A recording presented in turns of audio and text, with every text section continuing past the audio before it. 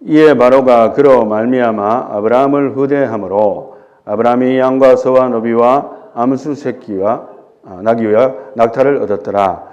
여호와께서 아브라함의 아내 사레의 일로 바로와 그 집에 큰 재앙을 내리신지라. 바로가 아브라함을 불러서 이르되 네가 어찌하여 나에게 이렇게 행하였느냐? 내가 어찌하여 그를 내 아내라고 내게 말하지 아니하였느냐?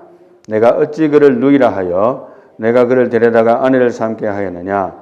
내 아내가 여기 있으니 이제 데려가라 하고 바로가 사람들에게 그의 일을 명하매 그들이 그와 함께 그의 아내와 그의 모든 소유를 보내었더라. 아멘. 예. 지난 주간에 제가 말씀을 증거하면서 축복의 주인공이 되자, 주인공으로 살아가자, 이렇게 결론을 내렸는데요. 한 주 만에 축복의 사람이 보통 사람이 되어버렸어요.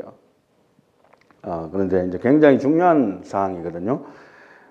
아브라함은 믿음의 조상인 동시에 보통 사람이었음을 이해하는 것이 오늘의 설교의 목적입니다. 물론 다 아는 상식적인 이야기지만 우리가 깊이 생각을 해볼 필요가 있다고 판단이 되어지고 이 스토리도 상당히 유명한 스토리 중에 하나입니다. 그리고 이 원리를 믿음의 조상인 동시에 보통 사람이었다는 이 원리를 나의 신앙생활에 적용하는 방법을 터득하는 것이 바로 오늘의 설교의 목적이다. 이렇게 말씀을 드릴 수가 있겠습니다. 아주 평범한 사실이지만 우리가 사실은 극복하기 힘든 그런 상황이에요. 한번 보겠습니다. 이제 6절부터 먼저 봅니다. 6절부터 다 같이 아브라함의 진행상을 읽도록 하겠습니다. 시작. 아브라함이 그 땅을 지나 세겜 땅 모래 상수리 나무에 이르니 그때에 가나안 사람이 그 땅에 거주하였더라. 여호와께서 아브라함에게 나타나 이르시되 내가 이 땅을 네 자손에게 주리라 하신지라. 자기에게 나타나신 여호와께 그가 그곳에서 제단을 쌓고 거기서 베델 동쪽 산으로 옮겨 장막을 치니 서쪽은 베델이요 동쪽은 아이라. 그가 그곳에서 여호와께 제단을 쌓고 여호와의 이름을 부르더니 점점 남방으로 옮겨갔더라. 그 땅에 기근이 들었으므로 아브라함이 애굽에 거류하려고 거리로 내려갔으니 이는 그 땅에 기근이 심하였음이라. 아멘. 다음 이제 슬라이드를 한번 보시면 복잡하긴 한데 이게 너무 복잡하게 생각하실 거 없고 일단은 아브라함의 아버지가 누굽니까? 옐로우 칼라가 위에 있죠. 데라입니다. 예, 데라. 그죠? 그리고 데라는 205세 이렇게 되어 있군요. 그 다음에 아브라함이 오른쪽에 바로 밑에 있습니다. 아브라함이 데라가 130세에 아브라함이 출생했다고 추정을 하는데요. 그러면 아브라함이 몇 세까지 사는가 하면은 175세까지 살은 걸로 기록이 되어 있습니다. 예, 그렇게 되어 있는데 이 도표 자체도 논란은 있지만 일단 접어두고 그 다음에 이제 제일 밑으로 내려갑니다. 내려가면 제일 밑에서 오른쪽에 사도행전 7장 4절을 볼까요? 스데반의 설교가 순교 내용인데 7장은 제가 한번 읽어보겠습니다. 사도행전 7장 4절을 제가 읽겠습니다. 아브라함이 갈대아 사람의 땅을 떠나 하란에 거하다가 그의 아버지가 죽음에 하나님이 그를 거기서 너희 지금 사는 이 땅으로 옮기셨느니라. 아멘. 이렇게 기록이 되어 있어요. 이제 일단 그것을 참고를 하고 결론을 내리기 전에 다음 슬라이드로 넘어갑니다. 사도행전 7장 4절에 두 번역을 제가 비교를 할 필요가 있다 생각해서 제가 나열을 했는데요. 제가 한번 읽어보겠습니다. Then he left the land of the Chaldeans and settled in Haran from there. 그러니까 갈대아우르에서 떠나가지고 settled in Haran이라고 했습니다. 하란에 settled 됐는데 after his father died. 그리고 그의 아버지가 죽은 다음에 God had him move to this country in which you are now living. 가나안 땅으로 젖과 꿀이 흐르는 가나안 땅으로 하나님께서 아브라함을 움직이게 했다. 이렇게 해석이 됩니다. 그래서 NASB 제가 보통 NASB 성경을 참고를 많이 합니다. 그래서 일반적으로 제가 읽는 성경은 NASB 번역 성경인데요. 그렇지만 이제 번역상에 조금 문제가 있다든지 더 깊이 알고 싶다 할 때는 꼭 킹 제임스 버전을 봐요. 킹 제임스 버전은 일단 평상시에 읽기는 굉장히 피곤해요. 왜냐하면 옛날 고어체이기 때문에 우리가 일반적으로 쓰지 않는 단어들을 많이 씁니다. 한번 보겠습니다. Then came he out of the land of the Chaldeans and dwelt in Haran. 여기서 하란을 갖다가 RRAN으로 했는데 꼭 하란하고 똑같은 말입니다. And from thence 여기서 dance라는 말은 고체로서 place 아니면 circumstance라는 뜻이에요. 그 장소나 상황을 이야기하는 거예요. 시간보다도 거기서 이런 뜻이에요. From thence, when his father was dead, 그의 아버지가 죽었을 때에 he removed him into this land. 그가 그를 이 땅으로 옮겼다. Wherein you now dwell. 당신들이 지금 현재 거하는 땅이 있습니다. 이렇게 스데반이 지금 하는 이야기거든요. 스데반의 설교 내용입니다. 그런데 상당히 재미있는 것은 이 킹 제임스 버전을 하나를 보더라도 제가 늘 영어 성경을 하면서 강조했던 부분이 있어요. 사도행전 7장 4절에 NASB 성경은 God had him move라고 했습니다. 그런데 그러면 God이라면 he의 대문자가 와야 되는데 지금 뭡니까? 소문자가 왔습니까? 대문자가 왔습니까? 소문자가 왔어요. 그래서 킹 제임스 버전을 번역하시는 분들이 실수했나? 하나님이면 대문자를 써야 되는데 왜 소문자를 썼을까? 이렇게 생각을 할 수 있지만 저는 그분들이 실수해서 그렇게 했다고 생각하지 않습니다. Very much intended. 그죠? 그러니까 의도가 있었던 거죠. 죽은 사람이 산 사람을 무브를 할 수 없잖아요. 그러니까 살아있는 사람이 죽은 사람을 무브해야 되니까 그 아버지를 갖다가 지금 가나안 땅으로 옮기려면 누가 해야 됩니까? 아브라함이 해야 되는 거예요. 그래서 여기서 he는 사람이고 하나님이 아닙니다.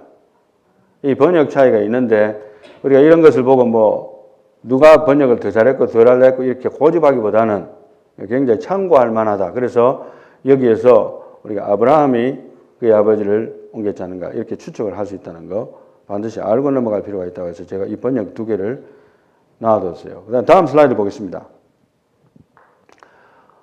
결국에는 테라는 아브라함의 아버지잖아요. 아브라함의 아버지인데 205년을 살았는데 거기 보게 되면 130년에 아브라함이 태어나는 거예요. 만약 이것이 사실이라면 어떻게 되는가 하면은 아브라함도 100세의 아들 낳는 거 문제 없는 거라고 충분히 생각할 수 있을 텐데 100세에나 어떻게 아들을 낳을까 지금 고민하고 있는 거예요. 어차피 사라가 잉태하지 못했기 때문에. 그죠? 그런 고민에 빠졌습니다. 계속해서 잉태하지 못하기 때문에. 사라의 태의문을 하나님께서 닫아붙기 때문에 안 되는 거예요. 태어나지 못하는 거예요. 그런 것을 일단 참고로 하시고, 그 다음 창세기 11장 31절과 32절이 굉장히 중요한 것인데, 우리가 이미 했지만, 이거를 한번 읽고 다시 한번 설명을 하겠습니다. 창세기 11장 31절. 글씨가 보이시는 분들은 다 같이 한번 읽도록 하겠습니다. 시작. 데라가 그 아들 아브람과 하란의 아들인 그의 손자 롯과 그의 며느리 아브람의 아내 사레를 데리고 갈대아니의 우르를 떠나 가나안 땅으로 가고자 하더니 하란에 이르러 거기 거류하였으며 데라는 나이가 205세가 되어 하란에서 죽었더라. 아멘. 아브라함의 아버지 데라가 분명히 모든 식솔들을 데리고 가나안 땅으로 가려고 이제 움직이는 거예요. 움직이는데 그때의 이름이 다 나옵니다. 누가 나옵니까? 아브라함도 나오고 아내 사레도 나오고, 그죠? 또 하란의 아들인 그의 손자 롯도 나오고, 아브라함이 베이비가 아니고 이미 성인이에요. 성인인 아브라함이 그렇게 나오고 있어요. 그래서 31절과 32절의 한 절의 시간 차이가 상당히 많이 났을 것으로 추정합니다. 그래서 어느 시점에선가 아브라함이 태어나고서 성인이 되었는데 결혼을 한 거예요, 이미. 물론 베이비는 없죠. 아직 사례가 잉태하지 못하니까. 그러니까 130년, 그러니까 테라가 130년째부터 시작해서 205년 그 사이에 움직인 겁니다. 식소들을 거느리는데 이미 아브라함은 성인이 되어 있었고, 그죠? 그리고 32절은 데라의 죽음을 이야기하고 있기 때문에 몇십 년이 지난 거예요. 상당한 시간이. 31절과 32절의 시간 차이는 엄청난 시간 차이라는 거, 그렇게 인식하시고 읽으면, 우리가 그렇잖아요. 영화 같은 거 하나 만들면 한 사람의 인생이 5분 만에 끝날 수도 있어요. 그 사람의 인생이. 실제로 그 사람의 인생이 5분은 아니잖아요. 5분 만에 설명했다 뿐이지. 그래서 31절과 32절에 시간차는 엄청나다는 것을 염두에 둘 수가 있고, 결국에는 성경대로 만약에 한다면 그 아버지가 죽고 아브라함이 그의 아버지의 시신을 옮겼다, 이렇게 생각할 수가 있습니다. 가나안 땅으로. 이게 가능했는가? 그것은 모르겠어요. 이렇게도 볼 수가 있다는 거 참고로 하시기 바랍니다. 뭐 다른 의견들이 있는 거 뭐 다 존중합니다. 그런데 어찌됐든 여러분들이 꼭 필요한 생각을 해야 되겠고, 성경을 읽다 보면 왜 이랬지, 이게 맞지 않는데라는 생각을 할 필요가 없다는 것. 성경은 항상 정확무어하고 번역에 있어서 약간의 오차가 있을지라도 전체적인 의미는 문제가 없다고 생각이 되어집니다. 이제 12장 다 같이 봅니다. 12장 1절부터 시작. 여호와께서 아브라함에게 이르시되 너는 너의 고향과 친척과 아버지의 집을 떠나 내가 내게 보여줄 땅으로 가라. 내가 너로 큰 민족을 이루고 내게 복을 주어 내 이름을 창대하게 하리니 너는 복이 될지라. 너를 축복하는 자에게는 내가 복을 내리고 너를 저주하는 자에게는 내가 저주하리니 땅의 모든 족속이 너로 말미암아 복을 얻을 것이라 하신지라. 이에 아브라함이 여호와의 말씀을 따라갔고 롯도 그와 함께 갔으며 아브라함이 하란을 떠날 때에 75세였더라. 아브라함이 그의 아내 사레와 조카 롯과 하란에서 모은 모든 소유와 얻은 사람들을 이끌고 가나안 땅으로 가려고 떠나서 마침내 가나안 땅에 들어갔더라. 아멘. 자, 이제 11장과 12장은 현저하게 차이가 나요. 물론 지난번에 우리가 다루었던 본문인데도 제가 설명을 안 한 부분이 있어서 잠깐 설명한다면 다음 슬라이드 봅시다. 다음 슬라이드. 언젠가 제가 간단하게 이야기하다가 확실하게 안 짚고 넘어간 말이 있는데, 구약의 족보를 보게 되면요, 족보상을 이해할 때 장자권에 대한 이해와 족장권에 대한 이해를 조금 다르게 할 필요가 있어요. 이 장자권이라고 할 때는 무조건 하고 내가 어느 아버지의 아들의 첫째로 태어나면 내가 장자인 거예요. No matter what happened. 장자의 명분이 바뀔지언정 내가 장자라는 건 변하지 않습니다. 태어나는 그 순간부터 나는 장자입니다. 장자권이죠. 그렇지만 족장권은요, 달라요. 족장권은 부모가 어떻게 돼야지 시작된다고요? 부모가 세상을 떠나야만 내가 족장이 되는 거예요. 지난번에 누구였습니까? 이름이 기억이 안 나는데, 우리가 도표를 하면서 아들들이 다 죽어나가고 손자까지 다 죽어나가고 손자의 손자까지 다 죽어나가도 살아있는 거예요, 그 사람이. 그러니까 정식적인 족장권이 안 넘어가는 거예요. 그 사람이 죽어야 다음에 족장이 바톤이 이어지는 겁니다. 그와 마찬가지로 지금 데라가 살아있는 한은 족장권은 절대로 넘어가지 않습니다. 그래서 아브라함은 그냥 따라다니는 거예요. 하나님께서 불렀든 어찌됐든 따라다녀야 되고 좋든 싫든 따라다녀야 돼요. 부모가 가는데, 족장이 가는데 따라가는 거죠. 족장 시대니까. 그래서 데라를 따라다녔는데, 이제 본격적으로 창세기 12장은 데라가 이제 데라의 사명이 끝이 나고, 왜 그가 가나안 땅으로 가려고 했는지는 밝혀지지 않습니다. 성경의 이야기 아니니까 그냥 우리 접어두고, 그죠? 그렇지만 아브라함은 부름을 받았고 이제 아브라함은 족장이 되었어요. 왜? 아버지가 떠나가셨으니까. 족장으로서 가서 식솔들을 이끌고 조카까지 이끌고 이제 가는 책임이 주어진 겁니다. 비로소 아브라함의 족장권이 실행이 되는 거예요. 자, 6절부터 봅니다. 다 같이. 아브라함이 그 땅을 지나 세겜 땅 모래 상수리 나무에 이르니 그때 가나안 사람이 그 땅에 거주하였더라. 여호와께서 아브라함에게 나타나 이르시되 내가 이 땅을 내 자손에게 주리라 하신지라. 자기에게 나타나신 여호와께 그가 그곳에서 제단을 쌓고 거기서 베델 동쪽 산으로 옮겨 장막을 치니 서쪽은 베델이요 동쪽은 아이라. 그가 그곳에서 여호와께 제단을 쌓고 여호와 이름을 부르더니 점점 남방으로 옮겨갔더라. 그 땅에 기근이 들었으므로 아브라함이 애굽에 거류하려고 그리로 내려갔으니 이는 그 땅에 기근이 심하였음이라. 아멘. 자, 이제 다음 지도를 한번 봅시다. 지도를 보면 간단합니다. 우르가 이쪽에 있고 그 다음에 지도상으로 동쪽이죠. 서북쪽으로 올라갑니다. 하란은. 하란에서 누가 죽었습니까? 데라가 죽죠. 그리고 거기에서 또 출발을 해서 아브라함은 식졸들을 다 이끌고 이제 족장으로서 가나안 땅으로 이동합니다. 뭐 중간에 갔다가 왔다는 설도 있지만 일단 그거는 접어두고 우리가 알 수 없는 것이고 가나안 땅으로 이동합니다. 그리고 이제 거기에서 가는 과정에서 애굽은 사실은 지금 밑으로 있는데 더 밑으로 내려가야 되는데 기근이 너무 심하니까 먹고 살지를 못하니까 어떻게 합니까? 이제 먹고 살 만한 장소를 찾다 보니까 애굽으로 가게 된다는 스토리가 전개되어 있고요. 그래서 다시 이제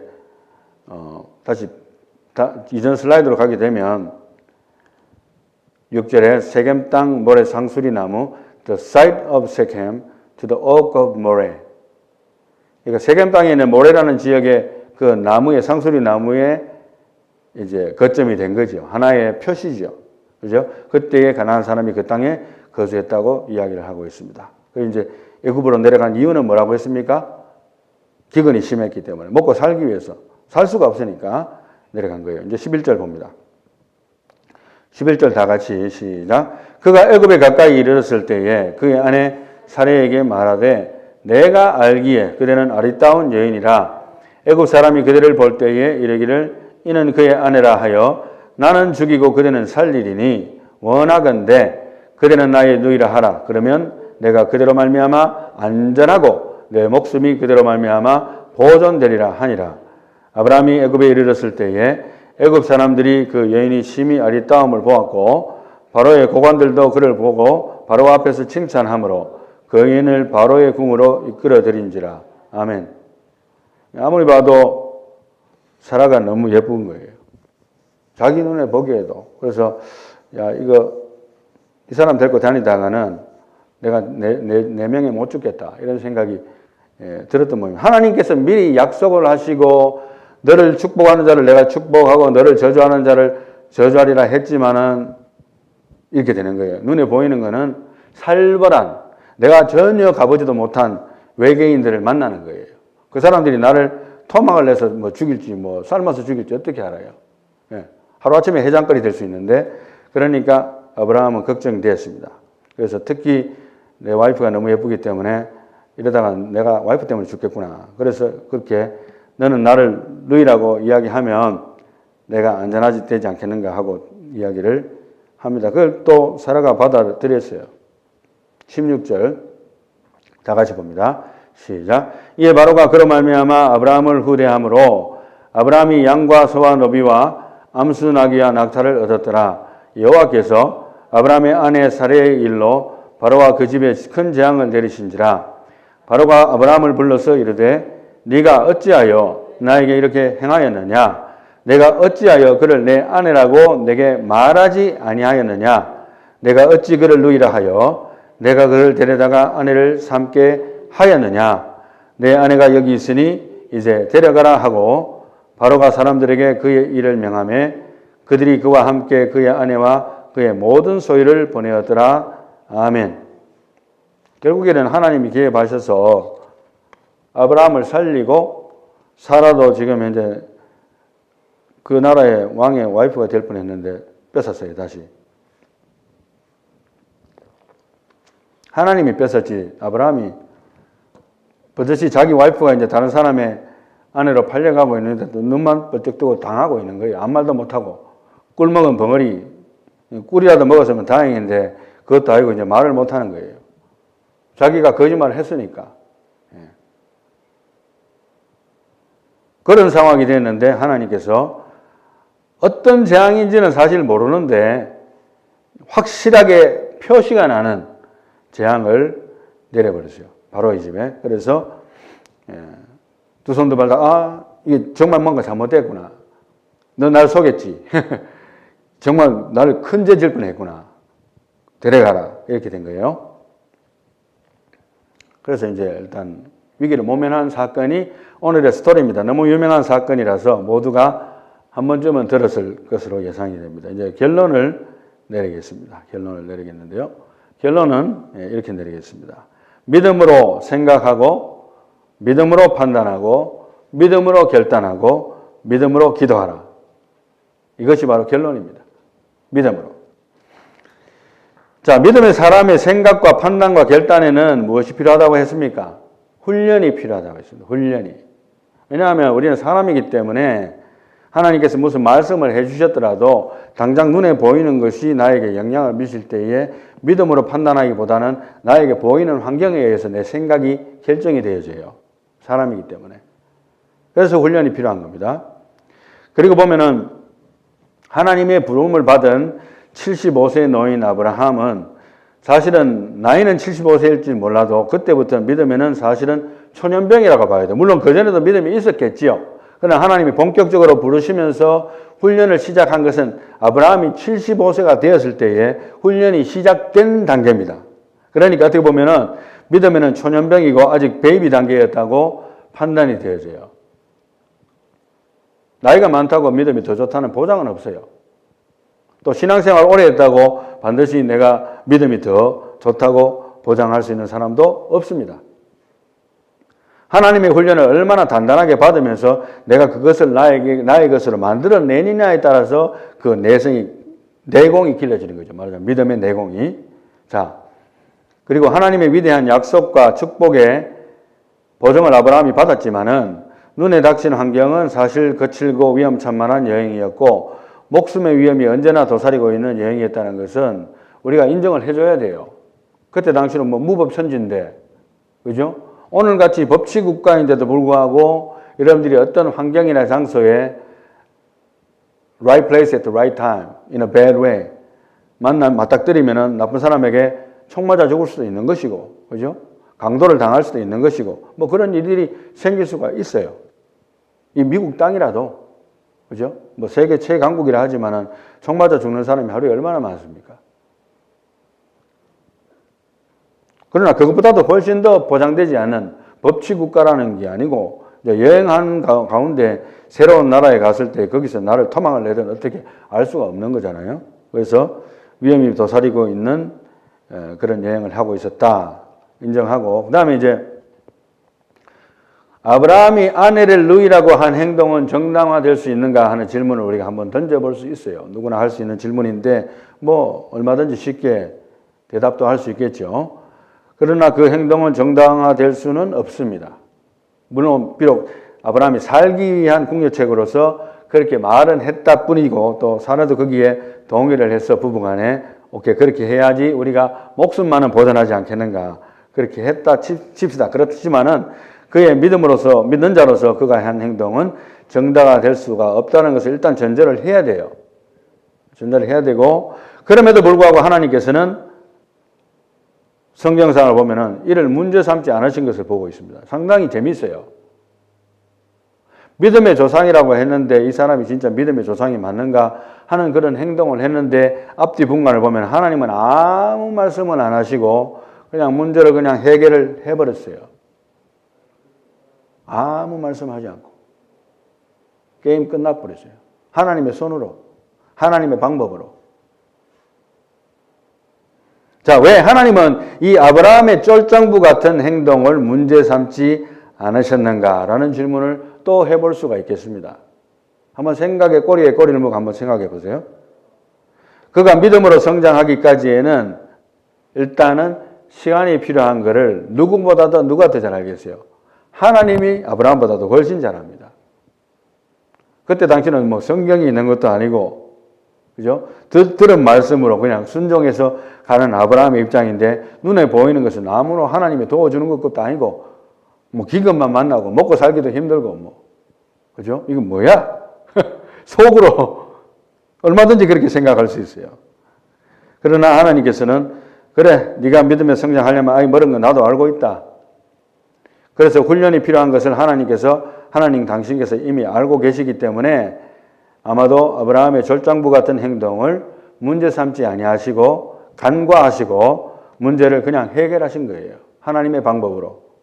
자, 그렇다면 아무것도 배운 것이 없겠네. 하나님 뭐 가만히 있는데 아브라함은 엉뚱한 짓 하고 앉았고 하나님 문제 그냥 해결해버리고 남은 게 뭐가 있나? 아무것도 없잖아. 그죠? 그러면 이 사건에서 하나님의 몫과 아브라함의 몫은 어떤 그림으로 남는가를 한번 보겠습니다. 다음 슬라이드에서. 먼저 아브라함의 몫을 한번 보겠습니다. 아브라함의 몫을 본다면은 아브라함은 자신의 행동을 뉘우칠 기회를 얻게 된다고 제가 기록을 했습니다.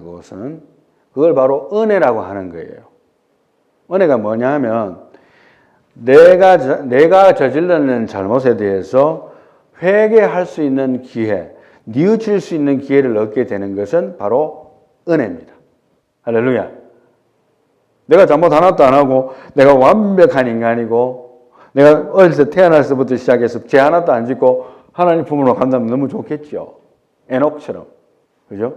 얼마나 좋겠어요. But it is not going to happen. 대부분 사람들에게 그런 일은 일어나지 않습니다. 100이면 100이죠.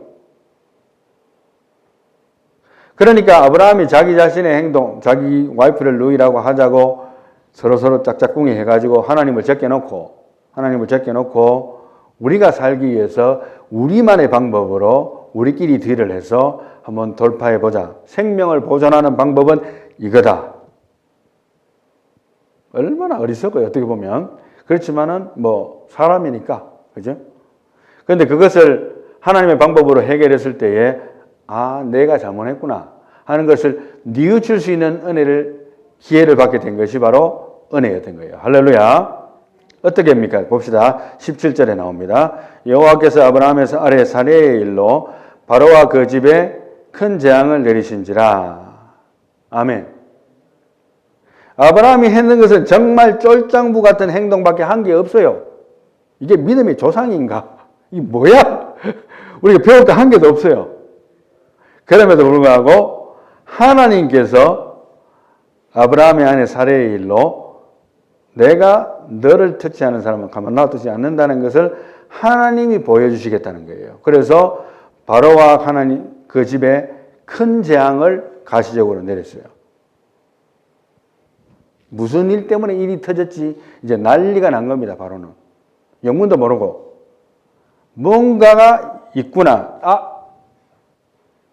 짐작이 간 거예요. 생각이 떠오른 거야. 아브라함이 내한테 지금 사기쳤구나.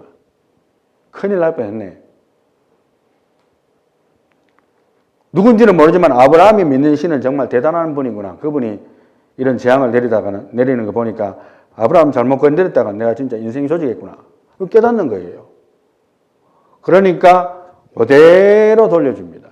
손끝 하나 대지 않고. 그러고 책망하죠, 오히려. 아브라함 자신은 실수를 했지만 하나님이 직접 개입하셔가지고 모든 일을 해결하시고 구출을 하셨습니다. 내가 믿음이 부족했구나. 하나님이 정말 살아계시네.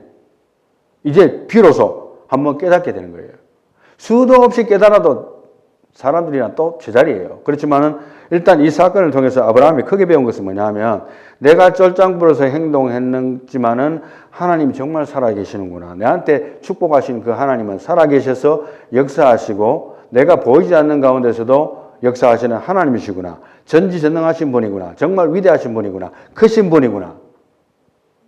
내 같은 쫄장부인데도 하나님의 약속 지키시는구나. 이걸 지금 배운 거예요. Lesson learned. 이게 바로 아브라함의 몫이에요. 어떻게 보면 쫄장부의 행동을 했지만은 그 행동의 결말을 통해서 아브라함이 깨닫게 된 것은 하나님 살아계시는구나. 할렐루야. 하나님 죄송합니다. 내가 하나님이 살아계시는 걸 알면서도 내가 이런 분인 줄 몰랐군요. 정말 몰랐군요. 이제야 하나님이 살아계신 분을 알았습니다. 믿음이 한 단계 업그레이드 되는 거예요. 믿음의 강도가 올라갑니다. 실수를 전혀 안 한다는 게 아니고 믿음의 강도가 올라간 거예요. 이게 어마어마한 레슨이에요. 사느냐 죽느냐의 문제예요. 그 다음에 이제 하나님의 몫을 또 생각을 좀 잠시 하겠는데요. 하나님의 몫은 이렇습니다. 이 사건에서 하나님의 몫은 우리 하나님 마음을 제가 이렇게 일일이 다 정돈을 할 수는 없지만 이 사건을 통해서 정돈을 한다면 너의 믿음은 아브라함 너의 믿음은 네 스스로 키우는 것이 아니라 내가 키우는 거야. 네가 스스로 믿음이 성장하고 나를 잘 따를 수 있게 생각하지만 너는 쫄장부밖에 안 되지. 그렇지만 그럼에도 불구하고 쫄장부 같은 행동을 했음에도 불구하고 네가 나가 살아있다는 것을 네가 보게 됨으로 말미암아 믿음이 크게 될 것이다. 그러니까 너의 믿음은 네 스스로 키우는 것이 아니라 내가 너의 믿음을 키운다는 걸 보여준 것이 바로 하나님의 몫입니다. 여러분들 신앙생활 할 때요, 하나님의 몫과 나의 몫을 착각하면 안 돼요. 거기서 교만이 나오는 거예요. 내가 잘 때야 정말 내가 믿음이 좋아서 이렇구나.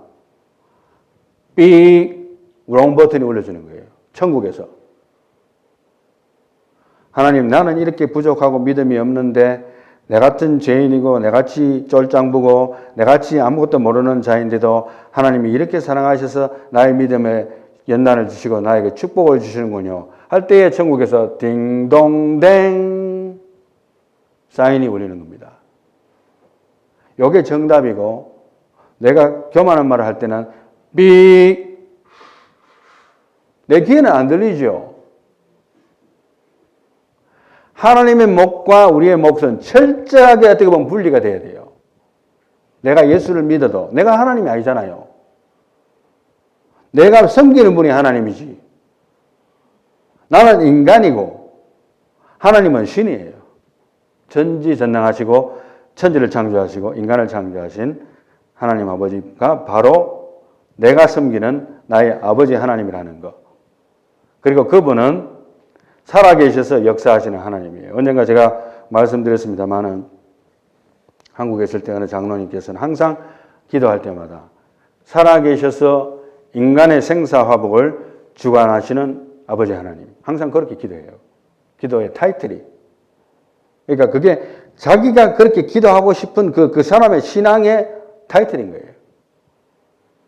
여러분 어떻게 하나님께 기도합니까? 하나님 기도할 때 하나님 아버지 그것만 다 뭐 그것도 좋아요. 뭐 나쁜 게 아닙니다. 하나님을 어떻게 표현하고 싶으세요? 그래서 우리가 아브라함의 몫과 하나님의 몫을 이제 생각을 해보았습니다.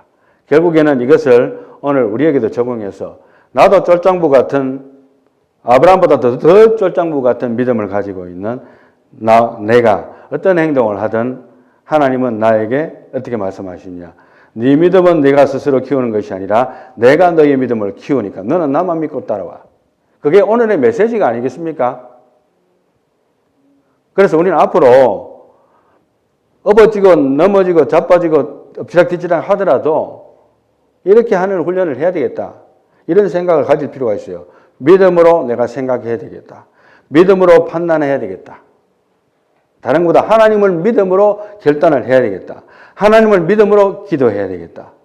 믿음으로 생각하고 판단하고 결단하고 기도해서 하나님의 축복받으며 믿음의 보통 사람이지만 하나님의 은혜를 입는 하나님의 축복의 사람으로 살아갈 수 있는 저와 여러분들이 다 되시기를 예수님 이름으로 축원합니다. 한번 기도하겠습니다.